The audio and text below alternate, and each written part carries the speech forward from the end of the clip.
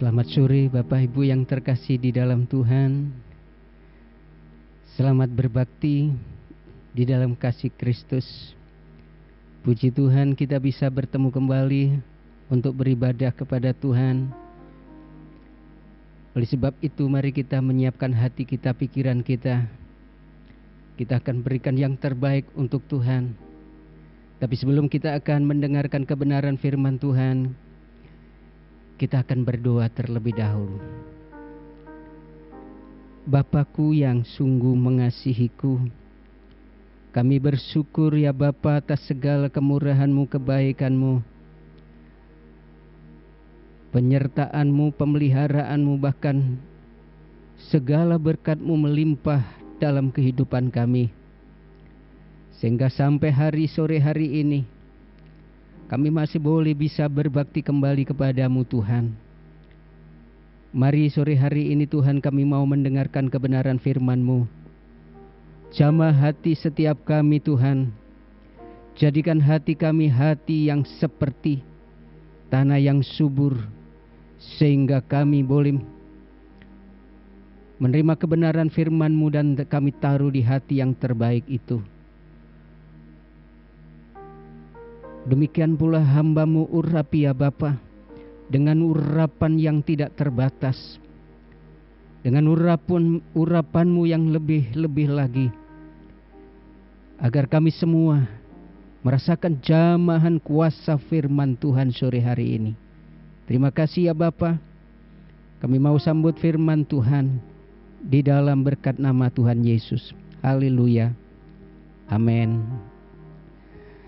Saudaraku yang dikasihi Tuhan, mari kita akan buka kebenaran firman Tuhan di dalam surat Filipi pasal yang keempat ayat yang keempat.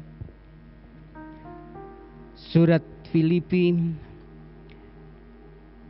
pasal yang keempat ayat yang keempat. Demikian bunyi kebenaran firman Tuhan. Bersukacitalah senantiasa dalam Tuhan. Sekali lagi kukatakan, bersukacitalah.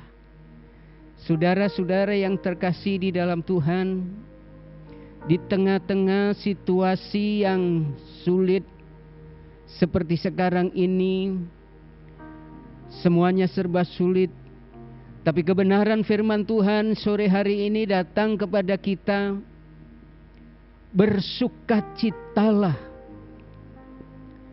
Saudara, kalau masa-masa baik, situasi dan kondisi baik, semua baik-baik saja, untuk bersukacita itu mungkin mudah.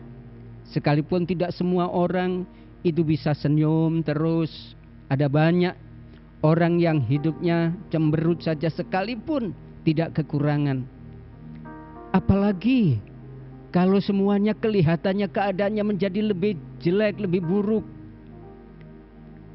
Lebih sulit lagi untuk bersukacita.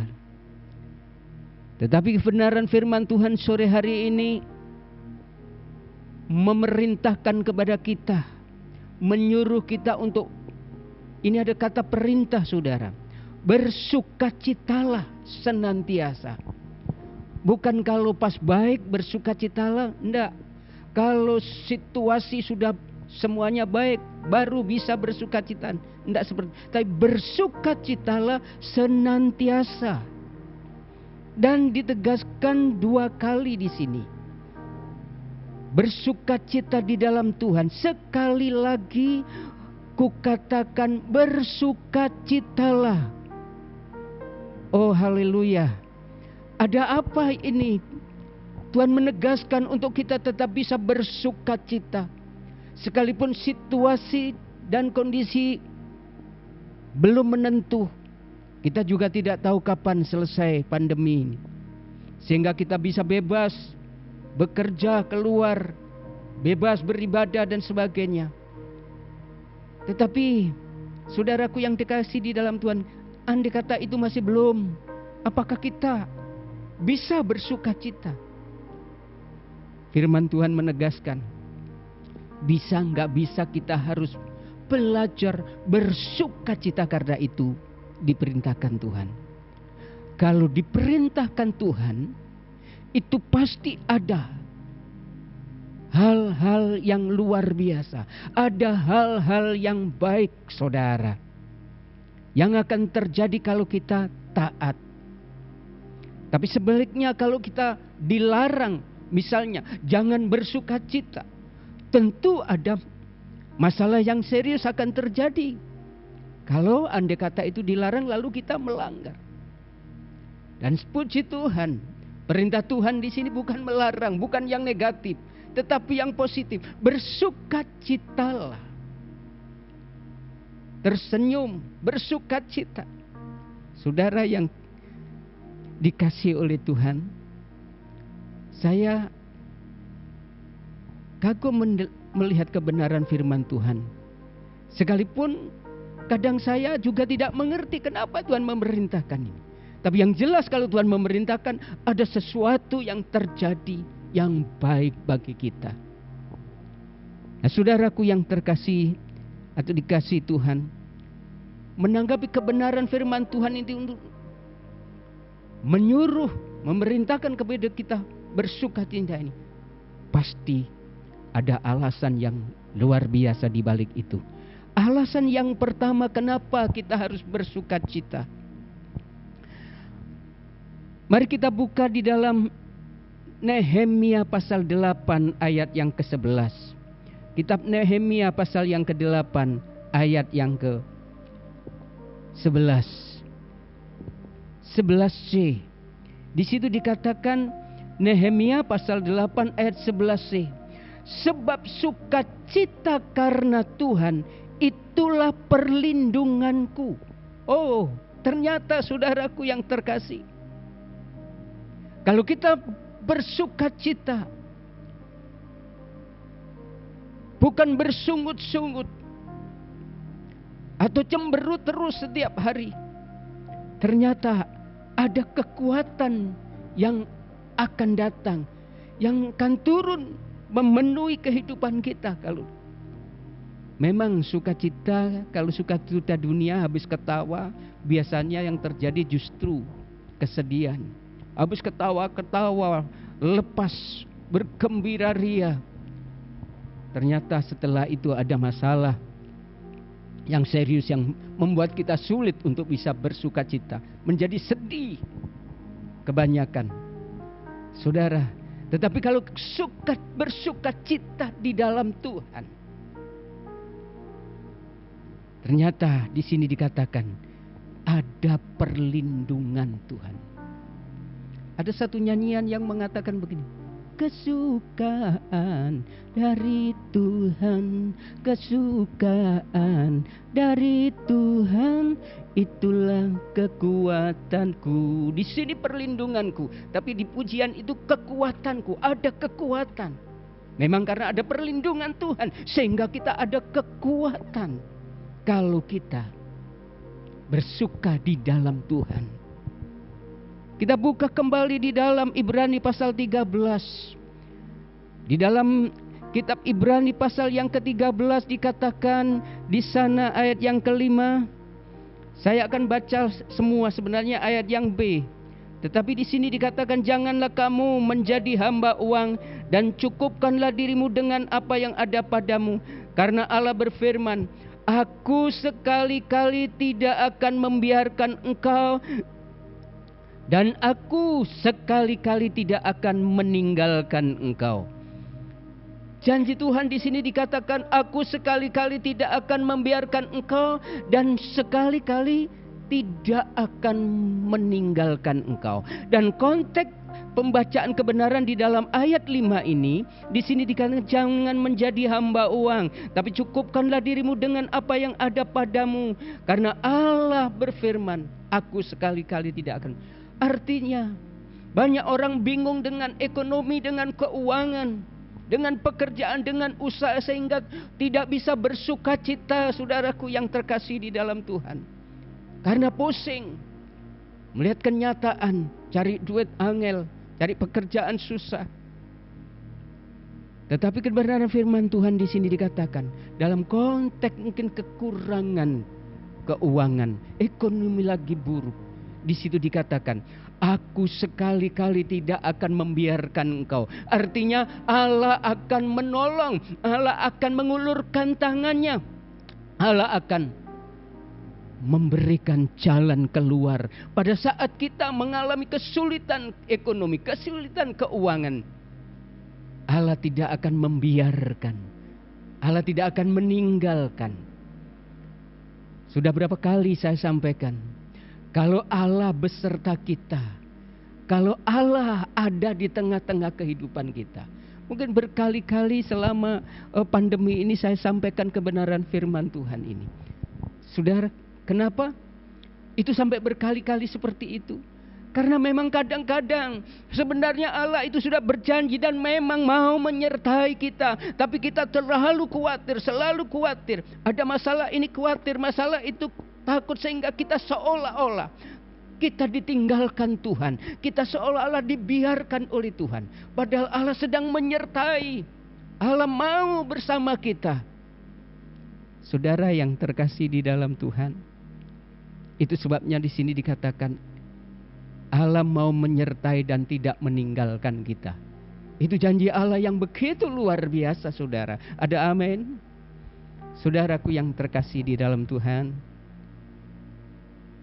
saya sebelum menyampaikan kebenaran firman Tuhan, waktu saya persiapan, saya sendiri seperti dikuatkan, diteguhkan kembali. Saya sebenarnya sedang ada masalah yang cukup serius, saudara. Rumah yang saya tempati akan dijual. Tetapi saya bersuka cita, sedikit pun saya tidak khawatir. Saya tetap setiap hari kalau memuji, saya enggak meminta-minta. Saya hanya memuji, saya hanya menyenangkan hati Allah. Sedikit pun tidak khawatir. Saya percaya Allah sanggup menyediakan, Allah sanggup memberikan tempat tinggal yang saya butuhkan.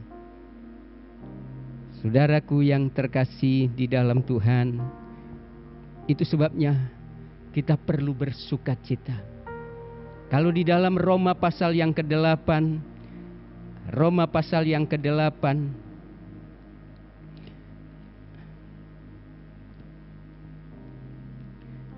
ayat yang ke-31 di sini dikatakan, ini sudah sering kali, kalau sering kali disampaikan, dikhotbahkan, ini ternyata karena banyak yang masih kurang yakin. Itu sebabnya terus diulangi kembali. Roma pasal 8 ayat 31. Sebab itu apakah yang akan kita katakan tentang semuanya itu? Jika Allah di pihak kita, siapakah yang akan melawan kita? Di sini dikatakan kalau Allah di pihak kita, siapa yang sanggup melawan kita? Siapa yang akan menggugat orang-orang pilihan Allah? Ayat 33.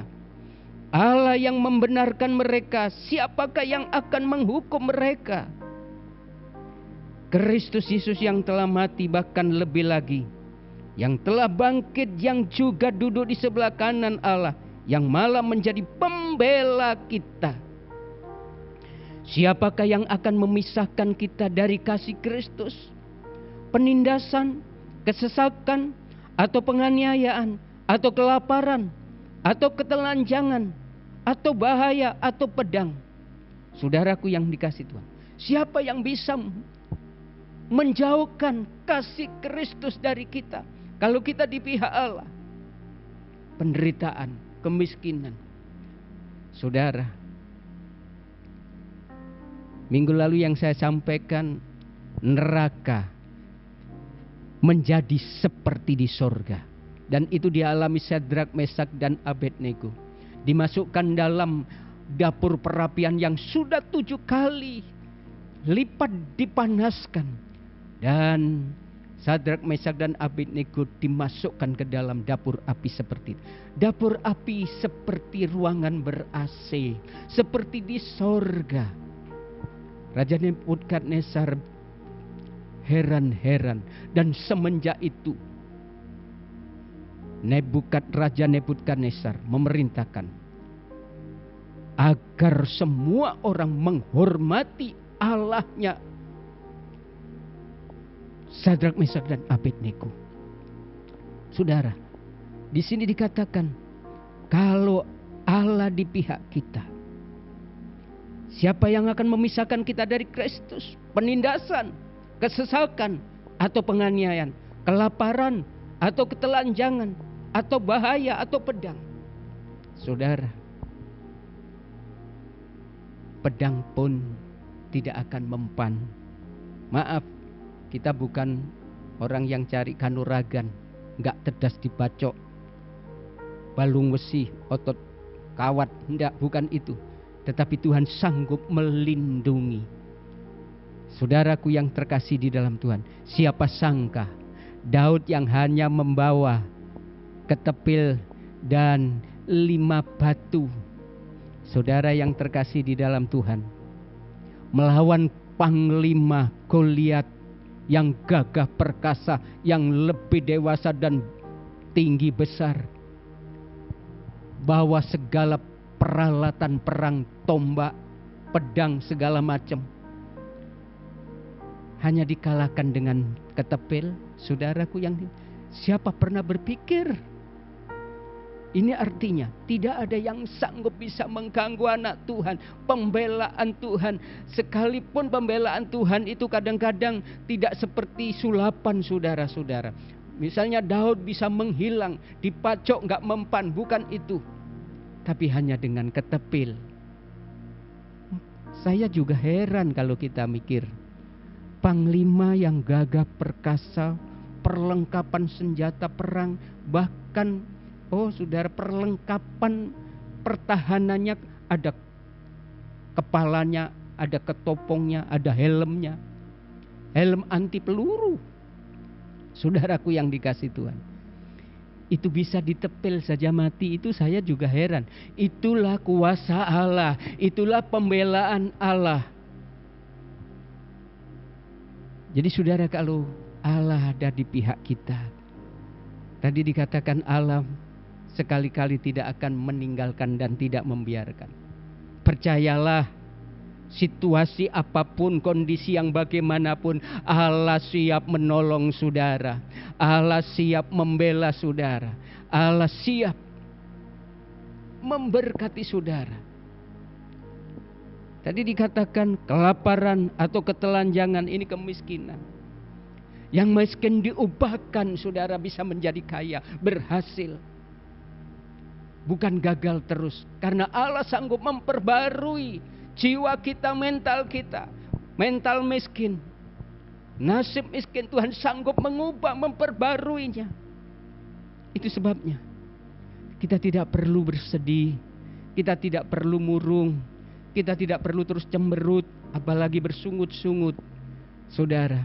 Karena Allah kita punya Allah yang sanggup membela, mengubahkan yang miskin menjadi kaya karena dibarui hidupnya. Biasanya orang miskin karena pertama, malas. Yang kedua, memang tidak ada kemampuan apa-apa. Ketiga, tidak punya modal, alat untuk bisa berhasil. Tapi Tuhan sanggup memperbarui, mengubah dari dalam. Mentalnya menjadi kuat, mentalnya menjadi perkasa, mental menjadi seorang pemenang, bahkan lebih daripada pemenang. Dan Allah sediakan itu. Di dalam Mazmur 20 ayat 7, Allah memberikan kemenangan yang gilang gemilang kepada orang-orang yang diurapi. Daud sendiri baru sadar, kenapa saya kecil kok bisa menang dengan Goliat? Saya kayak begini kok saya mengalahkan ribuan, bahkan berlaksa-laksa orang.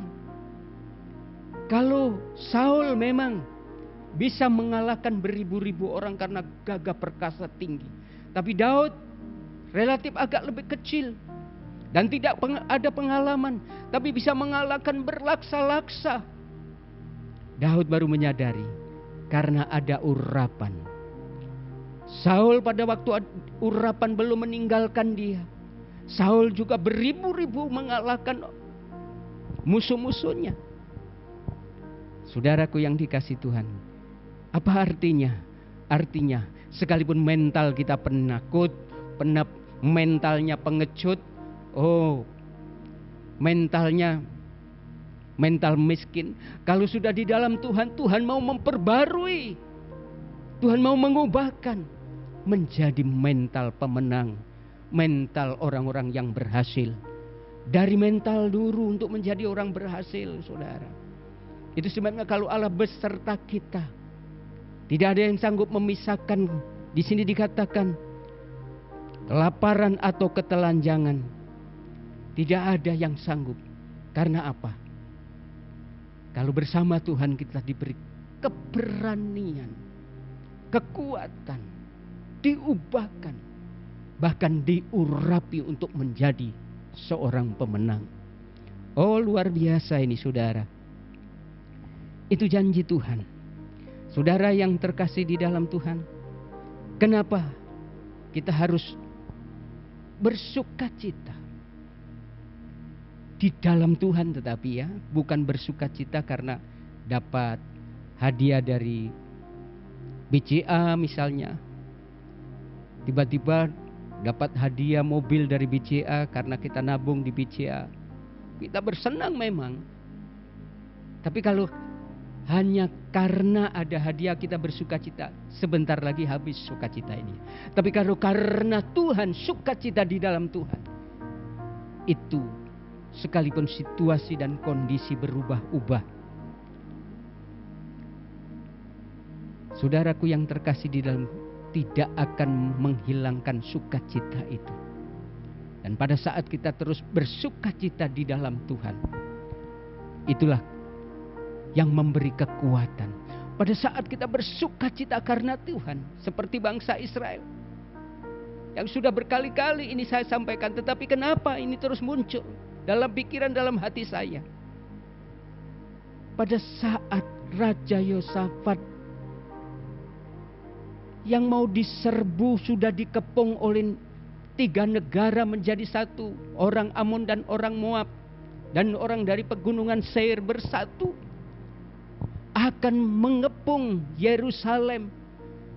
Tentu saja Yosafat panik, ketakutan, stres, mikirkan bagaimana kalau mau menyerah ya mati. Saudaraku yang terkasih di dalam Tuhan, itu hukum perang di sana kejam, saudara. Seperti sekarang yang kita dengar, ISIS lawan-lawannya dibabat habis, dibunuh secara keji. Karena di Timur Tengah itu modelnya kayak gitu. Dan sampai saat ini masih terjadi seperti itu. Saudaraku yang terkasih di dalam Tuhan, itu sebabnya tidak ada cara lain. Kalau mau melawan ya mati.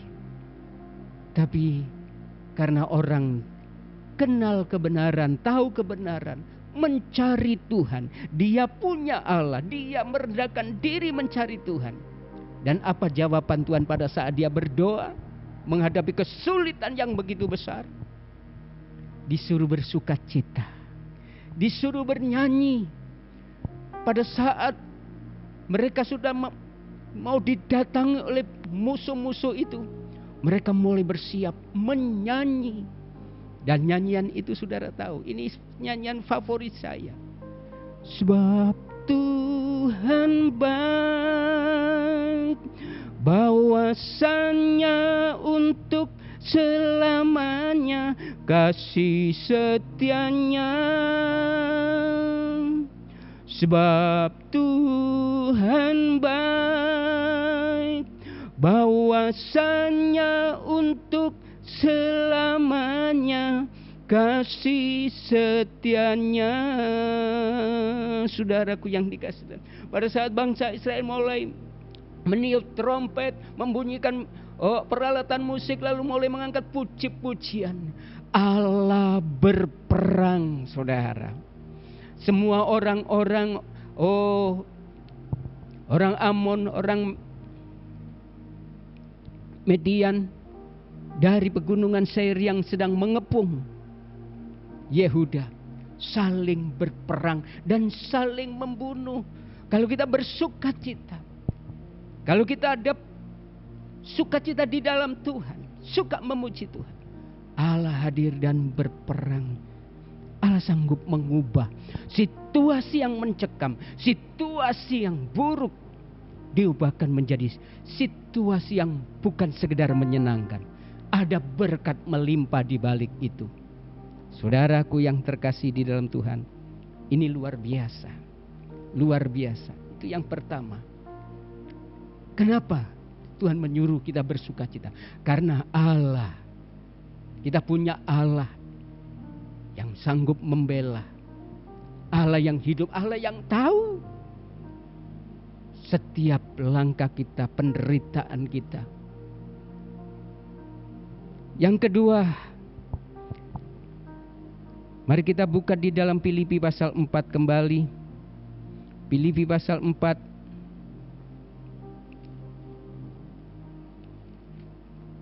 ayat yang ke-6. Di sini dikatakan, janganlah hendaknya kamu khawatir tentang apapun juga, tetapi nyatakanlah dalam segala hal keinginanmu kepada Allah dalam doa dan permohonan dengan ucapan syukur. Kenapa Allah memerintahkan untuk bersukacita? Saudaraku yang dikasih Tuhan, Tuhan ingin kalau masalah datang, situasi buruk, agar umat Allah mau berdoa. Saudara, saat ini hampir semua umat Tuhan suka berdoa sekarang. Waktu awal-awal pandemi di Italia, di Brasil, orang-orang berdoa di pinggir jalan, di soto-soto rumah, di mana-mana berdoa, merendahkan diri di hadapan Allah. Dan saat ini, kalau Anda kata gereja bisa dibuka, banyak yang suka datang ke gereja untuk berdoa. Tapi sekalipun gereja belum dibuka, itu anak-anak Tuhan sekarang berlomba-lomba berdoa. Karena pertama, mereka banyak ketakutan, minta pertolongan Tuhan.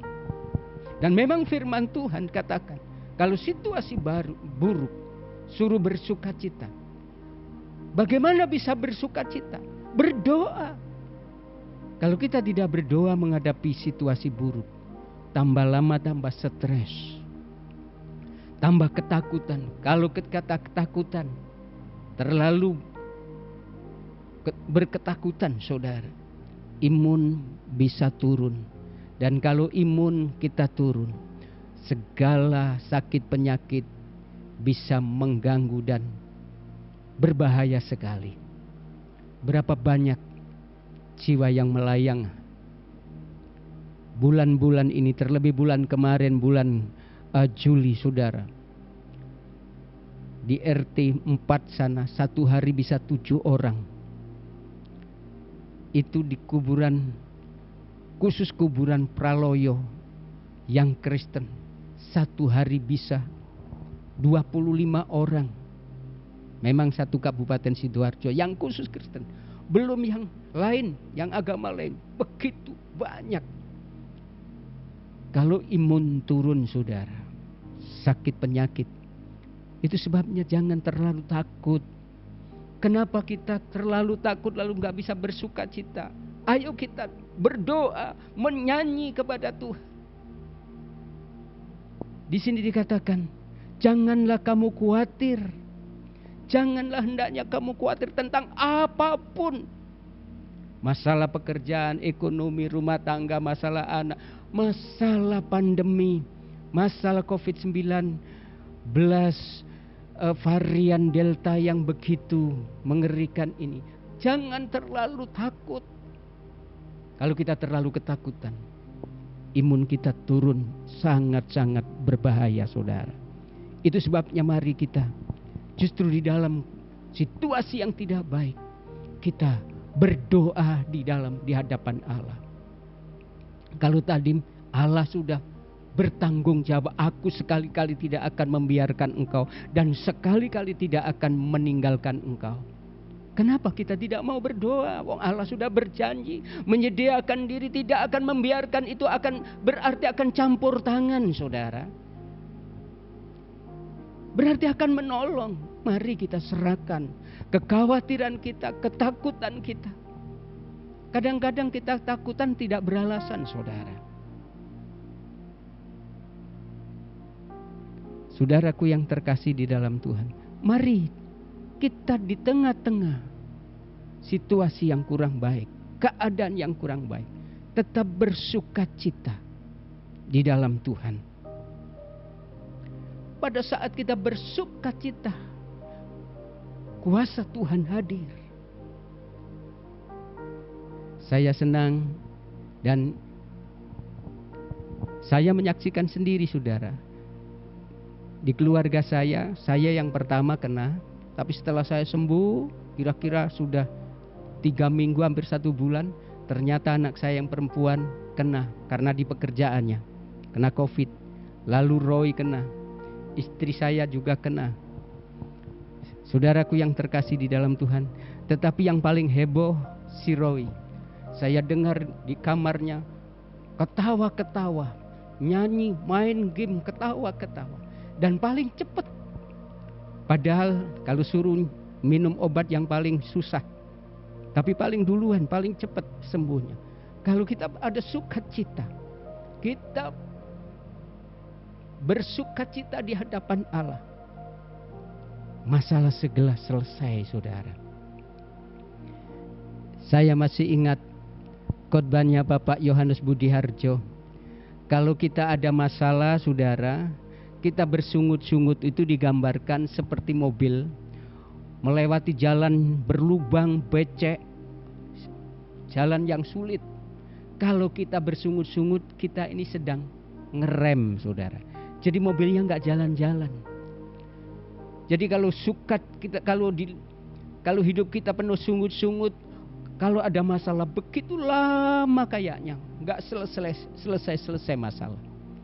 Tapi pada waktu kita bersukacita, terlebih bersukacita di hadapan Allah, karena itu ada kekuatan dari Tuhan. Kita seperti mobil sedang menginjak gasnya, sehingga sekalipun kelihatannya jalannya keronjal-keronjal, tetap jalan dan sebentar sudah terlewati semua. Saudaraku yang terkasih di dalam Tuhan, itu sebabnya mari kita tetap bersukacita.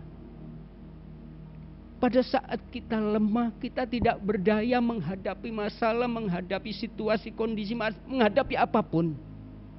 Pada saat kita tidak berdaya, di situ justru ada kuasa Tuhan yang bekerja luar biasa. Mari kita buka di dalam 2 Korintus pasal 12 ayat 9. Di sini dikatakan, tetapi jawab Tuhan kepadaku, cukuplah kasih karuniaku bagimu, sebab justru dalam kelemahanlah kuasaku menjadi sempurna. Oh haleluya. Justru di dalam kelemahan, pada saat kita rasa tidak kuat, rasa berbeban berat, begitu lemah kita rasanya, pada saat kita berseru kepada Tuhan, kuasa Tuhan bekerja sempurna. Tangan Tuhan terlururkan begitu perkasa. Saudaraku yang terkasih di dalam Tuhan, itu sebabnya mari. Ini juga dibuktikan oleh Petrus, saudara. Petrus 1 kali di penjara, saudara. Penjara yang paling dalam. Tetapi ada ibu-ibu, kaum wanita, ibu-ibu, tapi mungkin ada laki-laki juga, mendoakan Petrus. Dan Petrus tertidur. Dia nggak susah, dia nggak bingung, dia nggak sedih, apalagi stres sama sekali. Sekalipun di dalam penjara bisa tidur nyenyak. Bayangkan, saudara. Orang kalau banyak masalah kan biasanya sulit tidur. Tapi Petrus seperti gak ada masalah apa-apa. Di penjara bersukacita.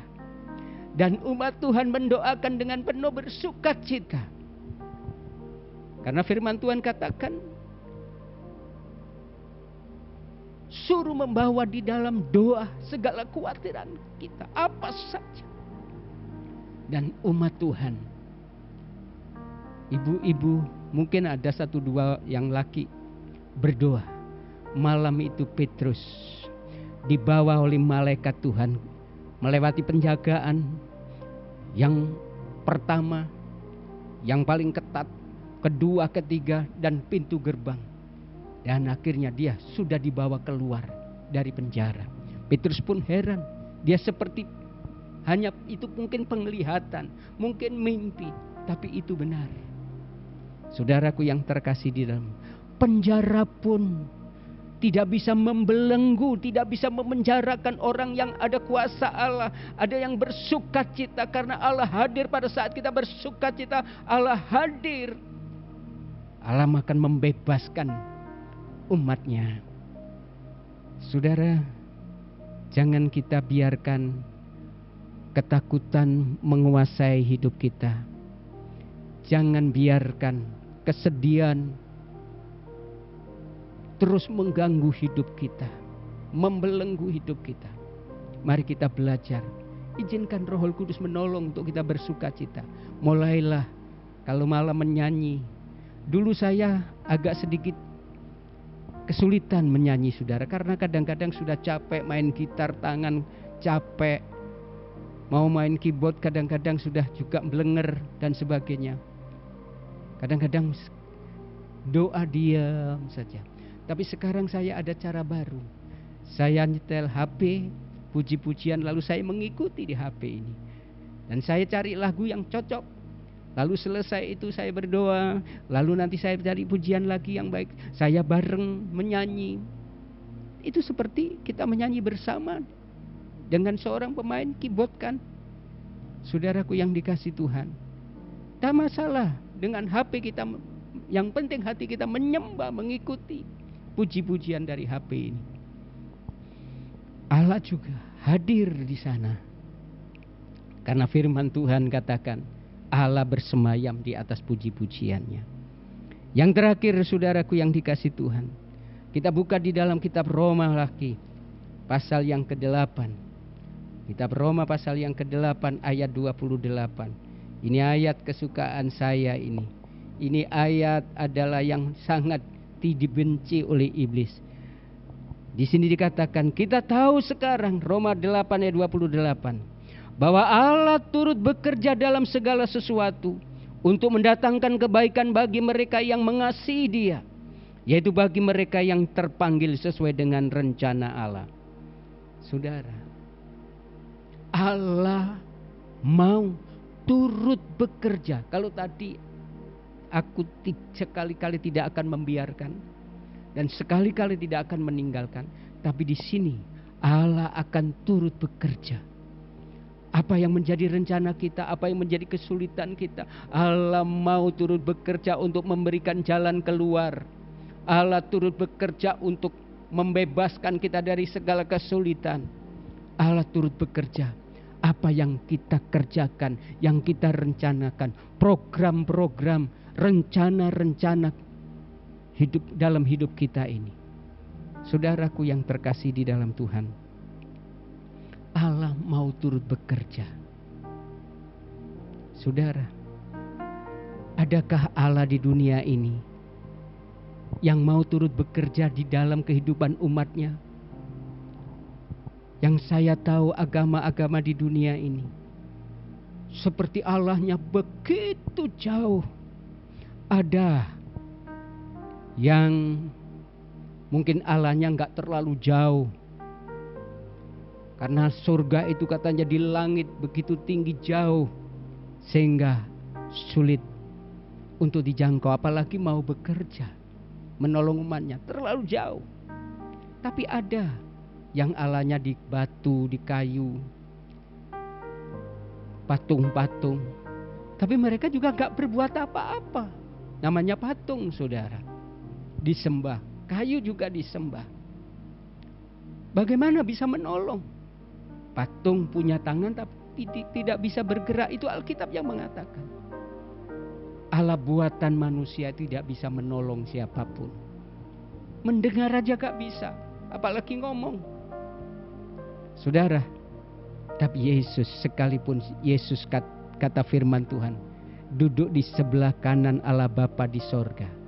Tapi Dia berjanji menyertai kita, turut bekerja dalam segala hal dalam kehidupan kita.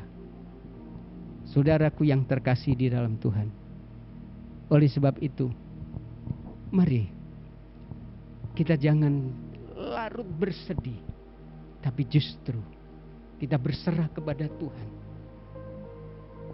Yang terpenting di dalam ayat yang ke-28 ini dikatakan, Roma pasal 8 tadi, Allah turut bekerja untuk mendatangkan kebaikan lagi.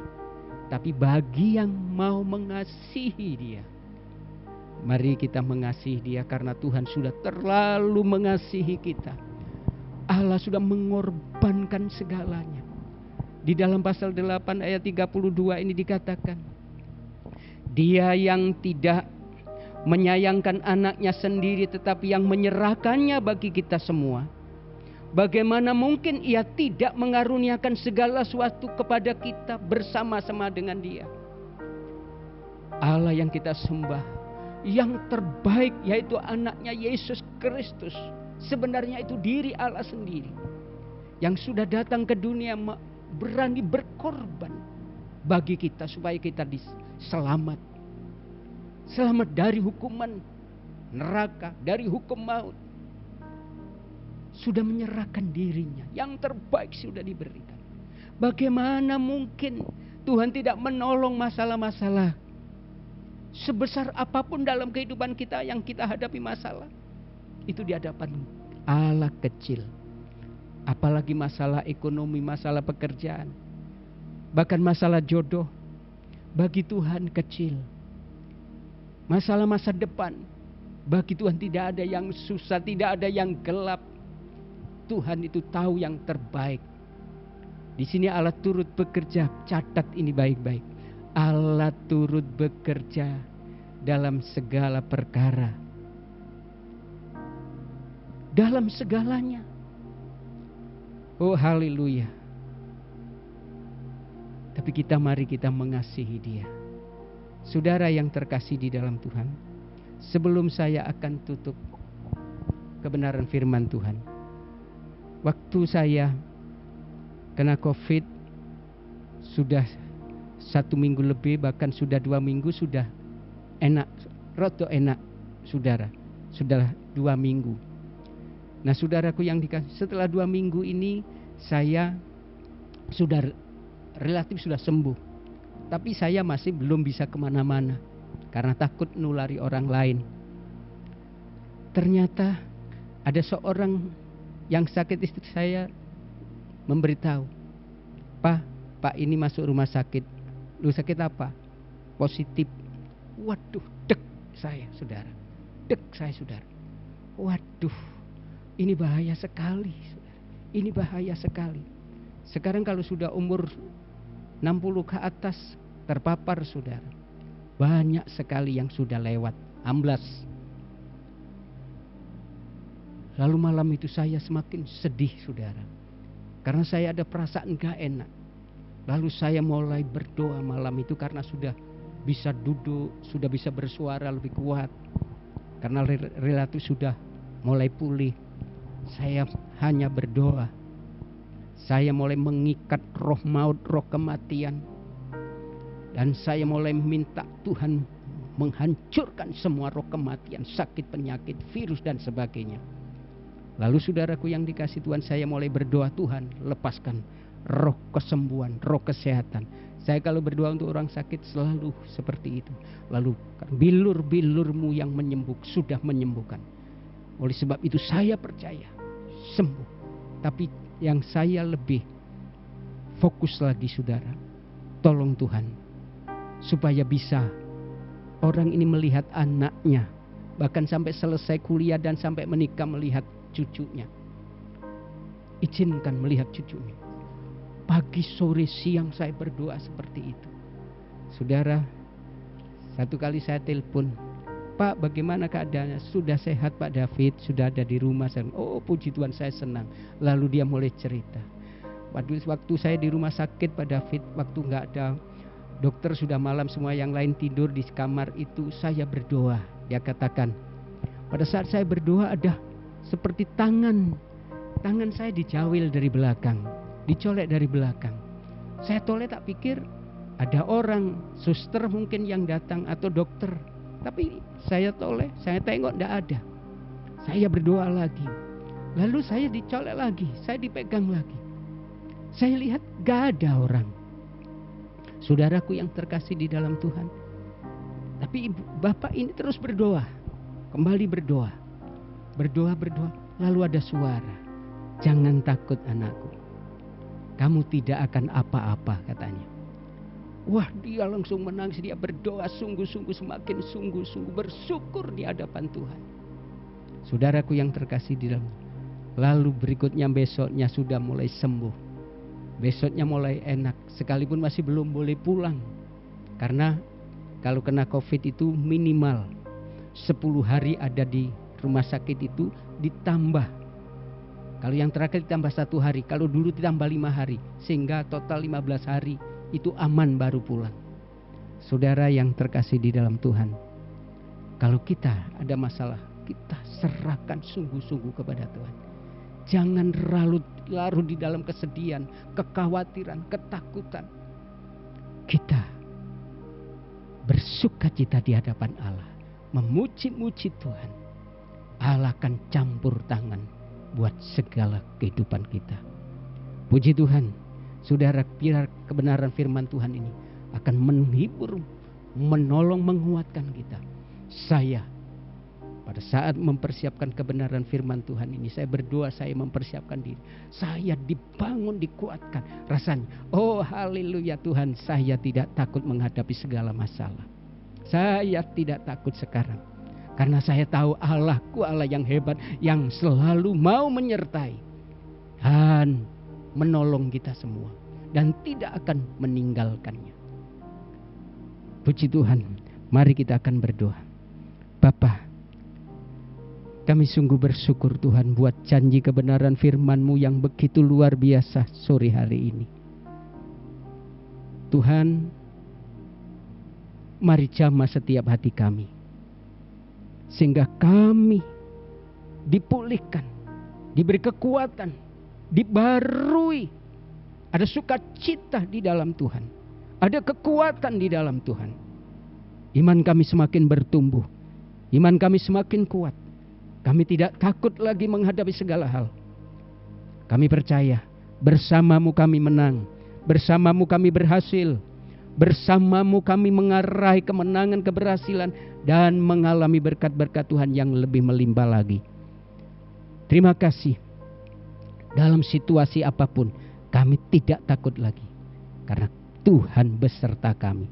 Turut bekerja dalam segala hal untuk mendatangkan kebaikan bagi kami. Itu sebabnya kami mau mengasihi Engkau lebih lagi, lebih lagi. Terima kasih Bapa. Di dalam berkat nama Tuhan Yesus, kami mengucap syukur buat berkat-Mu. Puji Tuhan, saudaraku yang terkasih di dalam Tuhan. Sekarang kita akan memberi buat pekerjaan Tuhan. Saudara taruh di amplop persembahan dan perpuluhan kalau ada yang mau mengembalikan milik Tuhan 1/10. Dan kalau ada yang mau lewat bank itu di HP itu tertera bank BCA untuk gereja, bisa ditransfer ke rekening gereja. Mari kita bawa ke hadapan Tuhan, sekaligus kita akan menutup ibadah kita sore hari ini. Bapakku yang baik, sekali lagi kami bersyukur karena berkat-Mu tidak pernah berhenti mengalir dalam kehidupan kami sekalipun situasi dan kondisi seperti ini. Tapi berkat-Mu terus mengalir. Damai sejahtera-Mu, sukacita-Mu terus Kau alirkan dalam kehidupan kami juga. Hari ini, sore hari ini kami mau belajar memberi yang terbaik buat pekerjaan-Mu. Bahkan mengembalikan milik Tuhan yang 1/10. Tuhan, terimalah sebagai milik-Mu yang kudus. Dan kuduskan dan berkati sehingga berguna untuk melebarkan kerajaan Allah yang ada di Sidoarjo melewat gereja-Mu ini. Terima kasih Bapa, terima kasih. Sesuai dengan janji-Mu, Engkau akan terus memberkati lumbung-lumbung mereka sampai berkelimpahan.